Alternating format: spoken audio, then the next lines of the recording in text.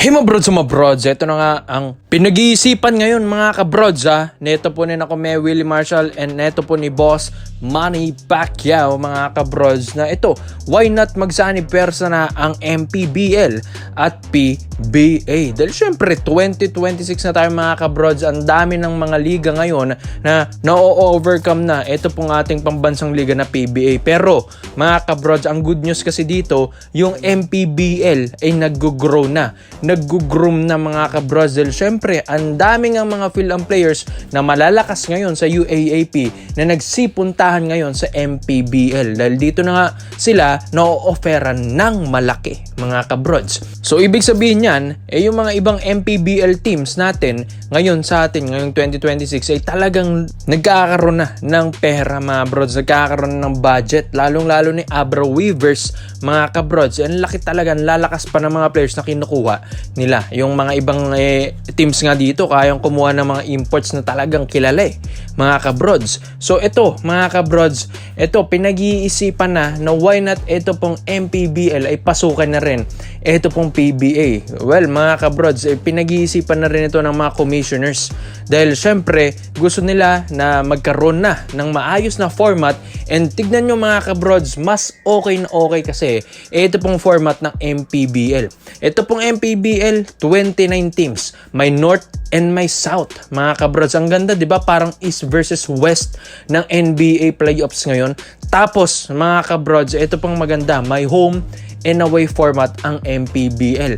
Kaya yan ang dahilan kung bakit ang PBA ngayon ay wala masyadong nanonood na sa arena. Maski sa MOA, kahit sa Araneta, mga kabrods, hindi na nga masyadong malaking stadium ang kinukuha ngayon ng PBA dahil hindi na masyadong tinatao mga kabrods. Unlike naman sa MPBL na kapag merong home and away format tapos may neutral format pa sila kung saan iisang court lang din ang pinaglalaruan ng iba mga kabrods. Well, tignan nyo, ang laki ng fan base nila. Dahil syempre, ikaw ba naman, yung mismong city mo ay ilalaban doon sa mga iba't ibang syudad. Syempre, talagang susuportahan mo, 'di ba? Tapos home court nyo pa. Kaya ang ganda ng ganitong format ng MPBL So, ito yung mangyayari mga kabrods. Pwedeng magsanib pwersa ang MPBL at PBA at same format lang ang gagawin ng PBA katulad ng MPBL na may home and away format. For example, Barangay Nebra, Ilocos, San Miguel. So, pwede yan mga kabrods. So, iba-ibang city and tapos nandun pa yung mga pangalan ng mga PBA teams natin ngayon. So, ang ganda kasi dahil parehas may budget na ito pong dalawang liga na ito. Kaya mga kabrods, why not ito na yung magiging bago na mga kabrods, bagong pambansang liga natin, ang MPBA. Yes mga kabrods, pwede. Maharlika Philippine Basketball Association. So parang pinagsanib pwersa na dalawang liga which is ang laki rin ng benepisyo ng mangyayari dito mga kabrods. Mas tatauhin na, mas hindi na magkakaroon ng game fixing, tapos ang dami ng teams, 29 teams, North versus South.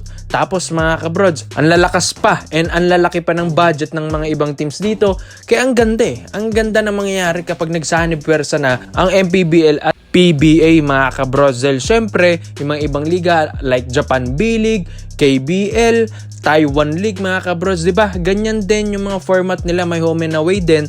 Tapos ang daming teams. Etong PBA, sa tagal-tagal na nila mga kabrods, 12 teams pa lang hanggang ngayon. Tapos yung iba nga, guest team pa, katulad ngayon ng Macau Black Bears.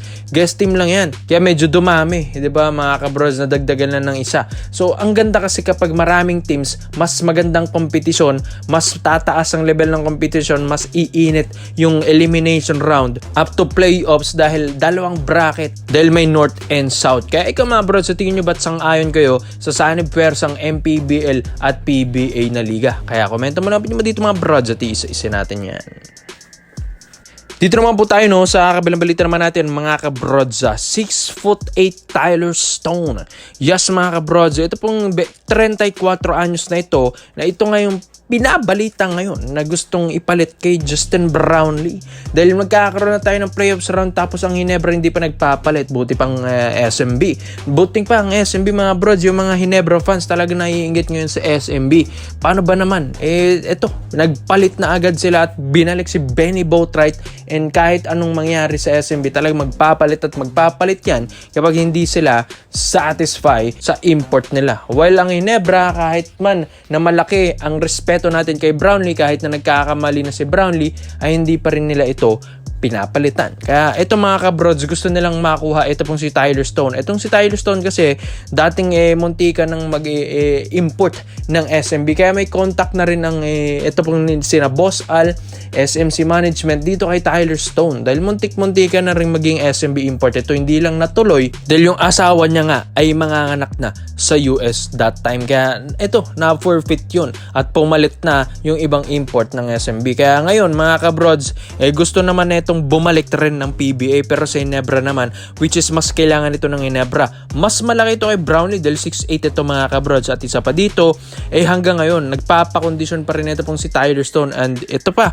mga kabrods, as of now naglalaro ito dito sa SL Benfica dito sa Portugal mga kabrods, sa Liga Portuguesa de Basquetebol dito sa LPB mga kabrods. Kaya ngayon makikita nyo mga highlights nyo dyan, talagang yakang-yaka, kondisyon na kondisyon ng Tyler Stone nyo.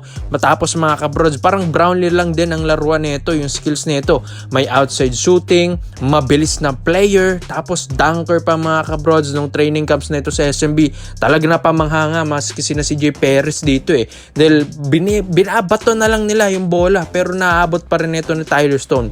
Ganyan kataas, ganyan kakondisyon ang vertical nito ni Tyler Stone, and yan ang kailangan ngayon ng Ginebra. Bakit? Ang Ginebra kasi wala ang lehitimong big man ngayon kaya kailangan nila ng mga ganitong import na malaki dahil mas makakatulong ito sa ilalim. Kasi naman daw kay Justin Brownlee na hindi na masyadong nagkakaroon ng mataas na vertical dahil nagkakaedad na, and medyo nag-slow down na ito pong si Justin Brownlee. Kaya ito, magandang move ito para sa Ginebra kung gusto talaga nilang manalo ng playoffs round. Hindi naman natin sa minamalit si Justin Brownlee, pero ang Ginebra kasi, kung hindi mo susolusyonan yung mga weaknesses nito, talaga matatalo na naman ang Ginebra mga kabrods. Lalong-lalo na yung mga Commissioner's Cup imports natin ngayon, buti nga yung sila talagang may maximize nila yung no import height limit, talagang kumuha sila ng malalaki.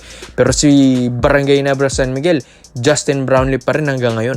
Pero malay natin, talagang maalaman din ng Ginebra na ito na yung time na palitan na nila si Justin Brownlee. Ito na yung time na kumuha ng mga bagong imports, mas batang imports pa, or mas bata pa kay Tyler Stone, or mas condition kay Justin Brownlee. Malay natin, ito na yung panahon na magkaka-reports tayo ng Ginebra may new import na bago mag-playoffs run. Pero itong kay Tyler Stone mga kabrods, kung i-compare mo sa laruan ni Brownlee, mas maganda ang maibibigay nito sa ilalim kaysa kay JB, and mas scorer din kay Justin Brownlee dahil iba nga rin ang mga nilalaruan nito, hindi rin basta-bastang liga mga kabrods. Kaya ikaw sa tingin nyo mga brods, dapat bang ipalit ng Ginebra si 6'8 Tyler Stone kay Justin Brownlee bago mag-playoffs run? Komento mo lang, opinion mo dito mga brods, at isa natin yan. Salamat po sa panonood mga brods. This is Phil Basketball Trade Ups lang. I'm out.